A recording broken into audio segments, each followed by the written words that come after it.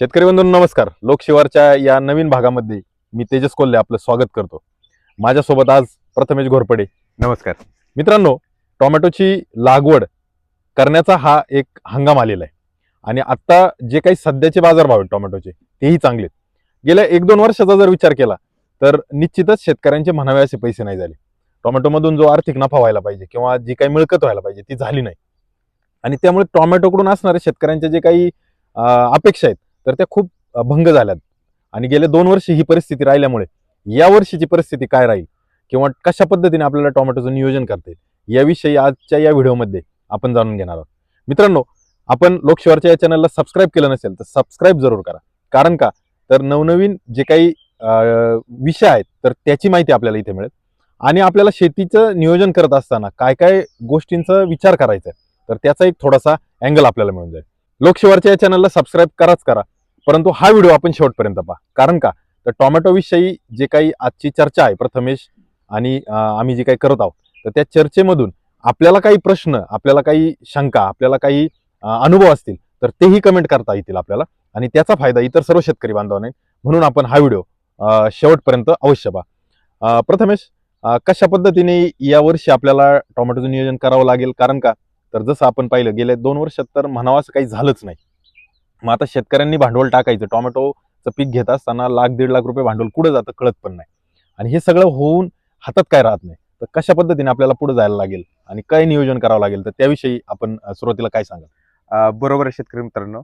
जेव्हा आपण टोमॅटोचा विचार करतो तर सगळ्यात आधी जो आपल्या डोक्यात विचार येतो ते की आपल्याला पैसे कमवून देणारं पीक. हो. पण त्यामध्ये एक आहे की त्यामध्ये भांडवल जे आहे ते सुद्धा जास्त लागतं. तारकाठी म्हणा किंवा टोमॅटो बांधायला किंवा ज्या पद्धतीची सुरुवातीला बेड तयार करायला किंवा मल्चिंग असेल, क्रॉप मल्चिंगचा कव्हर खर्च असेल असेल. किंवा ओव्हरऑल खतांचा जो खर्च आहे, ह्या सर्वांचा विचार केला तर टोमॅटोमध्ये आपली फार मोठ्या प्रमाणावरती भांडवल जे आहे ते गुंतवणूक हो. होते. मग आता अशा वेळी जर ज्यावेळी आपण टोमॅटो लावायचं तर आपण काय बघितलं पाहिजे? आणि सगळ्यात मोठा विषय आहे तो बाजारभावाचा हो. आणि दुसरा आहे तो उत्पन्नाचा. तर आधी पहिल्यांदा बाजारभावाबद्दल बोलू, नंतर आपण उत्पन्नाबद्दल बोलू. तर आता मागच्या 2 वर्षाचा विचार केला तर मला वाटतं ज्यावेळी 22-23 चा हंगाम होता, हो. त्यावेळी टोमॅटोला चांगले पैसे भाव झाले होते. बरोबर. त्यावेळी जवळजवळ ₹2,000 पर्यंत कॅरेट गेलेल्याच्या हो. आपण गोष्टी ऐकल्या असतील. पण त्याच्यानंतर जो 23-24 असेल किंवा गेल्या वर्षीचा 24-25 चा हंगाम असेल, त्यावेळी लोकांना टोमॅटोला पाहिजे तसे पैसे झाले नाहीत. आता ह्या वर्षीचा जेव्हा आपण विचार करतोय, तेव्हा आपण विचार केला तर तुम्ही बघितलं असेल ऑक्टोबर महिन्यापासून टोमॅटोला रेट चांगले आहेत आणि जो टोमॅटो लावणारा शेतकरी आहे तो बांधावर आहे. टोमॅटो लावू नको लावू, लावू नको लावू, रेट आता चांगले आहेत, पुढे काय होईल याची गॅरंटी नाहीये. पण ह्याच्यासाठी आपल्याला सगळ्यात आधी जो पूर्ण भारतातून टोमॅटो येतोय किंवा जो आवक येते त्याचा अभ्यास करायला पाहिजे. आणि जेव्हा आपण त्याचा अभ्यास करतो तेव्हा आपल्याला एक काय महत्वाची माहिती मिळते त्याचा विचार करा. ज्यावेळी नोव्हेंबर, डिसेंबर, जानेवारी हे 3 महिने असतात, त्यावेळी मुख्यतः मध्य प्रदेशमधला जो टोमॅटो आहे किंवा जो गुजरातमधला टोमॅटो आहे, राजस्थान असेल किंवा यूपी असेल, ह्या भागातला जो टोमॅटो आहे तो वेगवेगळ्या मार्केटला जात असतो. म्हणजे मार्केट जसं दिल्ली झालं, मुंबई झालं किंवा कलकत्ता झालं, जी मोठी-मोठी शहरं आहेत तिथं हा सप्लाय करतात. परंतु ह्या मार्केटमध्ये ह्या वर्षी काय झालेलं आहे, ज्या पद्धतीचा पाऊस पडलाय त्यामुळे त्या ठिकाणी टोमॅटोचं पीक शेतकऱ्यांच्या हातात आलेलं नाहीये आणि अल्टिमेटली जे उत्पादन येणार होतं ते उत्पादन आलेलं नाहीये. बरोबर. आता पुढचा विषय काय झालेला आहे, जर तुम्ही मध्य प्रदेशचं मार्केट बघितलं, जे शिवपुरी जे टोमॅटोचं एक मोठं मार्केट आहे, त्या ठिकाणी ज्या वर्षी दरवर्षी जी व्हरायटी वापरली जाते ती मध्यम ते उशिरा येणारी व्हरायटी वापरली जाते आणि त्याच्यामध्ये काय होतं त्यांना फुटीचा माल फार चांगला येतो हो. आणि त्याच्यामुळे त्यांना जे डिसेंबर, जानेवारी जेव्हा रेट असतात तेव्हा त्यांना ते चांगले रेट मिळतात. पण ह्या वर्षी तिथल्या शेतकऱ्यांनी आगाप येणाऱ्या टोमॅटोची लागवड केलेली आहे आणि त्यामुळे कुठं ना कुठं त्या ठिकाणी पाहिजे तेवढे प्लॉट शिल्लक राहिलेले नाहीये, जे की तुम्हाला लेटमध्ये उत्पादन देऊ शकतील. म्हणजे मार्केटमध्ये आवक आहे तर ती काही कालांतराने थांबणार आहे किंवा कमी होणार आहे. ती ऑलरेडी थांबलेली आहे. त्याच्यामध्ये 2 पद्धतीनं मार बसला. सगळ्यात आधी पावसाचा मार बसला आणि ज्यावेळी शेतकऱ्यांनी आगाप व्हरायट्या लावल्या त्यामध्ये जे नंतर येणारं जो उत्पन्न होतं त्याच्यावरती सुद्धा ब्रेक लागला आणि त्याच्यामुळे जे तुम्हाला आता रेट दिसतायत ते फार चांगल्या पद्धतीचे आहेत.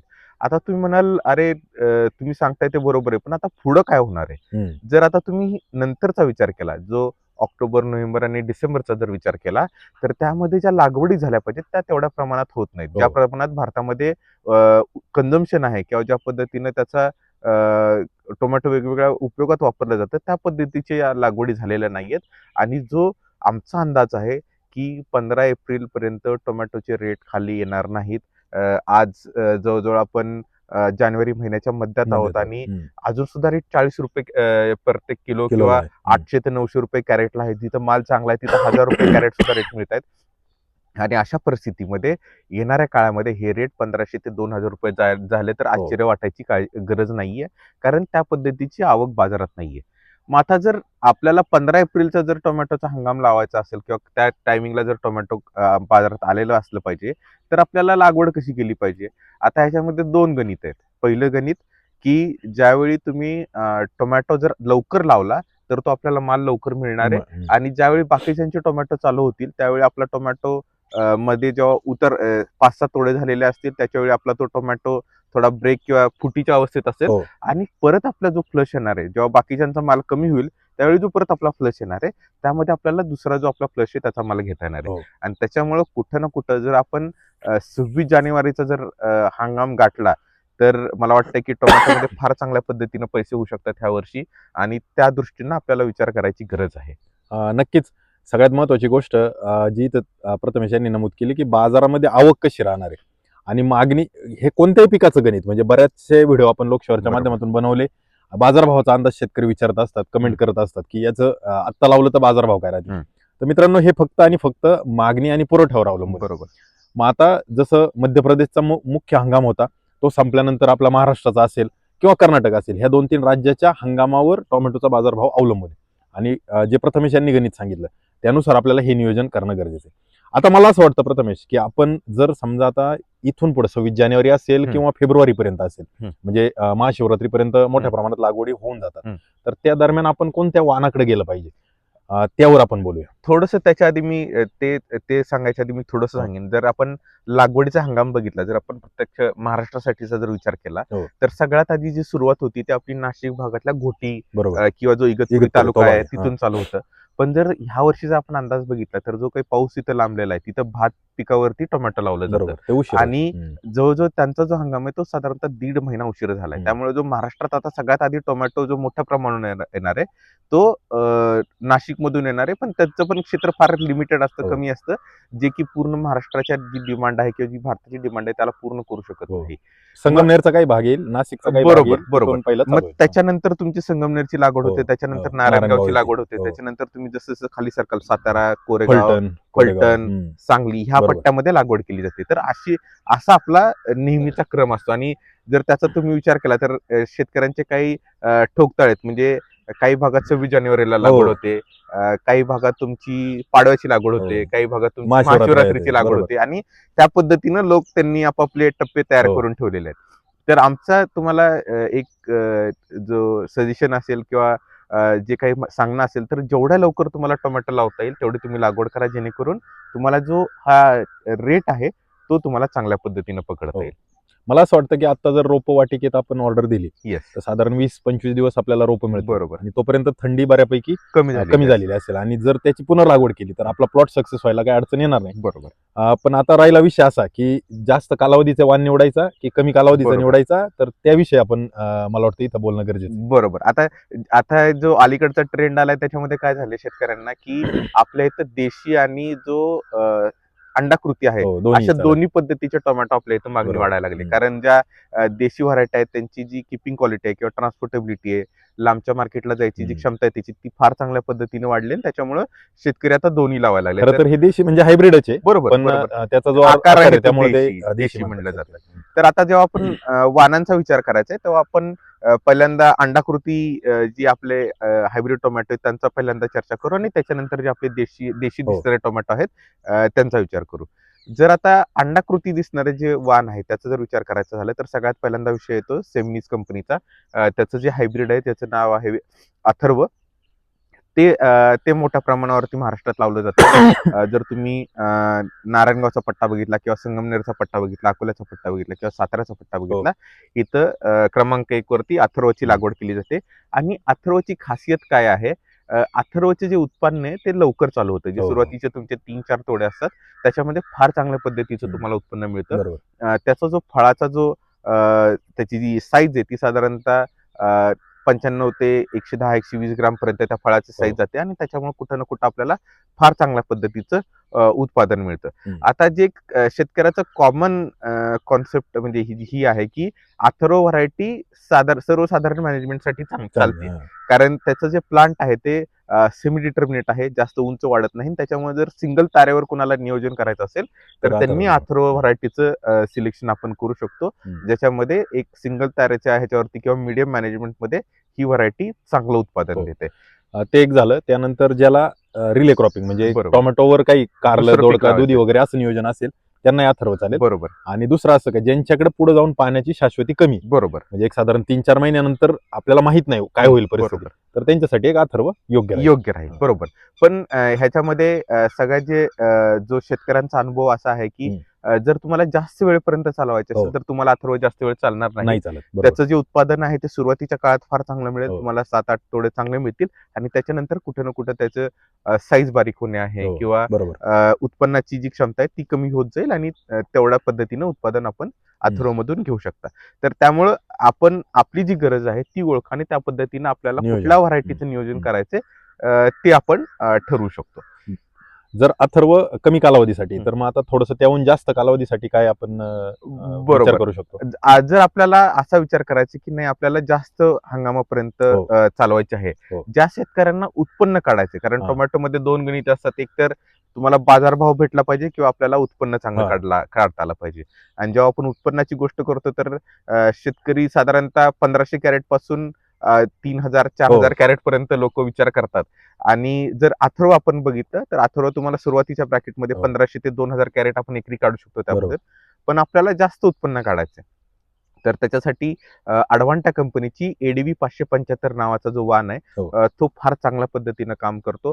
हा मध्यम कालावधीत तयार होणारा वाण आहे, ज्याच्यामध्ये आपल्याला त्या व्हरायटीचं जे उत्पन्न आहे जे मध्यम कालावधी साधारणतः 1-2 तोडे झाल्यानंतर त्याचं जे उत्पन्न देण्याची क्षमता आहे ती फार चांगली आहे. जर तुम्ही चांगल्या पद्धतीनं जर खत आणि शेतात नियोजन करणार असेल, ॲग्रोनॉमीचं नियोजन करणार असेल, जर तारकाठी थोडं व्यवस्थित जर आपण तयारी करू शकत असो तर मी तुम्हाला जरूर ह्या व्हरायटीला जाण्याबद्दल सल्ला देईन. कारण ह्याची जी उत्पादन क्षमता आहे ती फार चांगली आहे. कारण टोमॅटोमध्ये रेट आपल्या हातात नाहीयेत, पण उत्पादन कसं काढायचं हे आपल्या हातात नक्कीच आहे. आणि अशा वेळी ह्या व्हरायटीची जर लागवड केली तर आपल्याला गॅरंटेड उत्पन्न चांगलं मिळू शकतं. म्हणजे मध्यम कालावधीसाठी आणि मध्यम नियोजनासाठी आपण याचं नियोजन करू शकतो. बरोबर. आता 575 लावताना जेव्हा आपल्याला नियोजन करायचं तेव्हा एक गोष्ट करायची की थोडंसं सुरुवातीला आपण जेव्हा बेड तयार करतो त्यावेळी आपण त्याच्यामध्ये थोडं कॅल्शियमचा वापर जास्त करायचा, जेणेकरून आपल्याला जास्त वेळापर्यंत कॅल्शियमची जी पूर्तता आहे ती झाडाला ती करता येईल. दुसरं ही जी व्हरायटी आहे ही व्हरायटी तुम्हाला साधारणतः 95 ते 110-120 ग्राम पर्यंत फळाचा आकार देते. ह्याचा जो रंग आहे तो फार चांगला आहे आणि मार्केटमध्ये काय होतं जेव्हा व्यापारी ह्याचा माल पुढं हातगाडीवाल्यांना किंवा विक्रेत्यांना विकतात तर ज्या पद्धतीचं त्याला शायनिंग येतं त्यामुळे त्या व्यापाऱ्यांना ₹1 जास्त मिळतो आणि त्या व्यापाऱ्यांची ह्या व्हरायटीबद्दल मागणी फार चांगली आहे.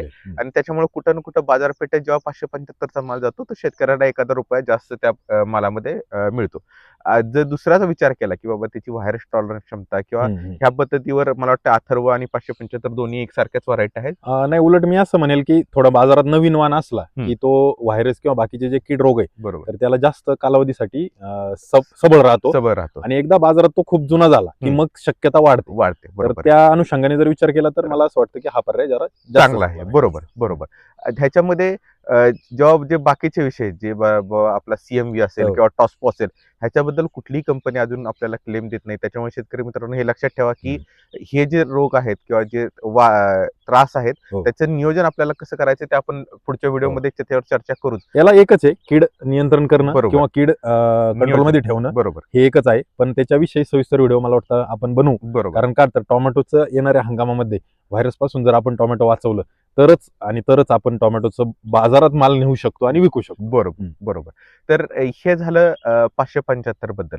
आता ह्या दोन्ही वाणांबद्दल हे काय ज्यावेळी हे वाण पावसाळ्याच्या सुरुवातीला जातात, समजा एखादा पाऊस जर आला तर आपल्याला त्या ठिकाणी थोडंसं जे पानावरचे रोग आहेत ते येऊ शकतात, कारण ह्या उन्हाळ्याच्या व्हरायटी आहेत. आणि ज्यावेळी एखादा पाऊस होतो त्यावेळी आपल्याला फवारणी योग्य करणं गरजेचं आहे, कारण जेणेकरून आपण त्याच्यावर जे येणारे रोग आहेत ते टाळू शकतो. आता हे झालं 575 बद्दल. आता ह्याच्यानंतरचा वाण कुठला आहे? ह्याच्यानंतरचा वाण आहे सिंजंटा कंपनीचा 6242. 6242 जो वाण आहे तो आपण नारायणगाव पट्टा असेल त्या पट्ट्यामध्ये शेतकरी अजूनही लावतात. हा हो. तसा बघायला गेलं तर जुना वाण आहे, परंतु अजूनही जे शेतकरी त्याचा लावतात ते त्याला धरून आहेत. कारण जर एखादा पाऊस आला तर हा वाण त्या पावसामध्येही उभा राहतो. त्याच्यावरचा जो फॉलियर डिसीज टॉलरन्स आहे किंवा ज्यावर पानावर येणारे रोग आहेत ते कमी प्रमाणात येतात आणि त्या परिस्थितीमध्ये हा वाण चांगलं ही एक उत्पादन गोष्ट देतो. आहे. आणि दुसरी अशी आहे का याला फॉलिएज जास्त आहे. बरोबर. याला पानं वगैरे जास्त, बरोबर. फुटवा जास्त असल्यामुळे जो उन्हाळ्यामध्ये जिथं टेम्परेचर वाढतं तर त्यांना फळांचं संरक्षण होण्यासाठी हा एक बरोबर. वाण फळावरती मदत डाग करतो. फळावरती डाग येत हो. नाहीत किंवा चट्टे येत उन्हाची नाहीत चट्टे येत नाही. आणि त्यामुळं ह्या वाणाचा तिथं वापर जास्त हो. केला जातो. जर उत्पादन क्षमता बघितली तर 6242 सुद्धा फार चांगल्या पद्धतीने उत्पादन देते. ही सुद्धा मध्यम कालावधीत तयार होणारी व्हरायटी आहे, जी की तुम्हाला मध्यम ते लेट पर्यंत फार चांगलं उत्पादन देऊ शकते.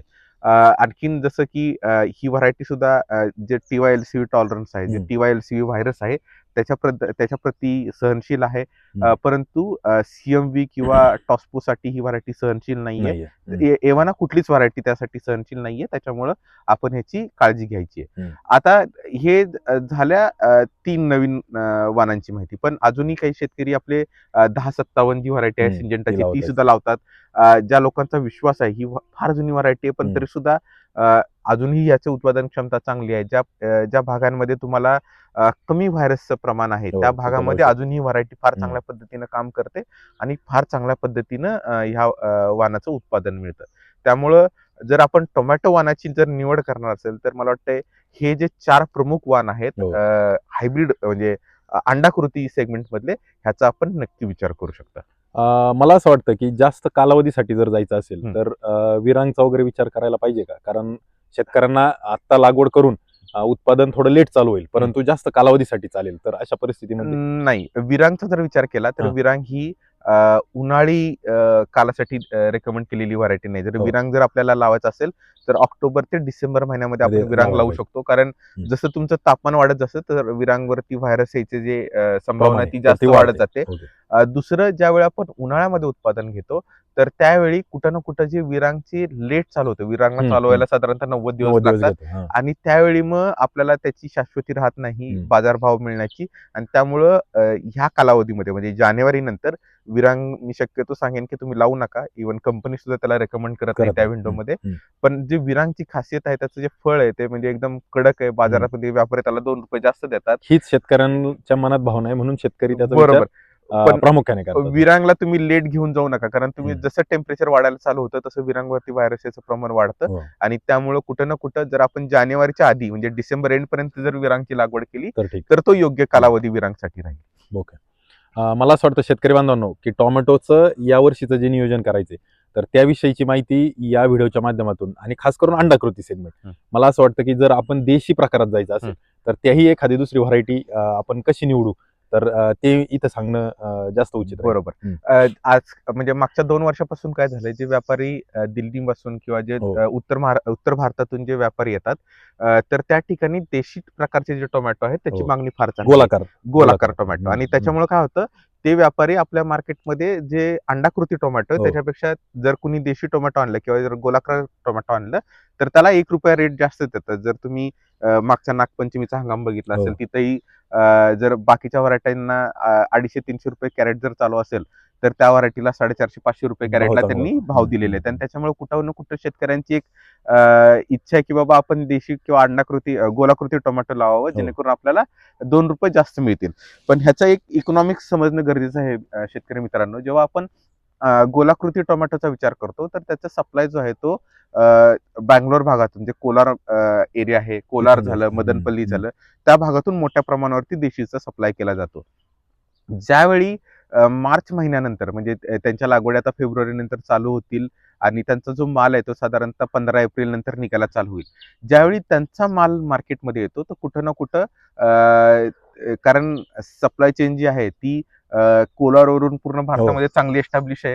त्यामुळं आपल्या मालाला त्यावेळी रेट कमी भेटतात आणि जर अशा वेळी जर गोलाकृती टोमॅटोचा माल जर मार्केटमध्ये जास्त आला तर त्या कधी विकायचे सुद्धा प्रॉब्लेम येऊ शकतात. त्याच्यामुळं आपण जेव्हा वाणाची निवड करणार आहे तर त्याचा विचार करून आपण याची निवड करा.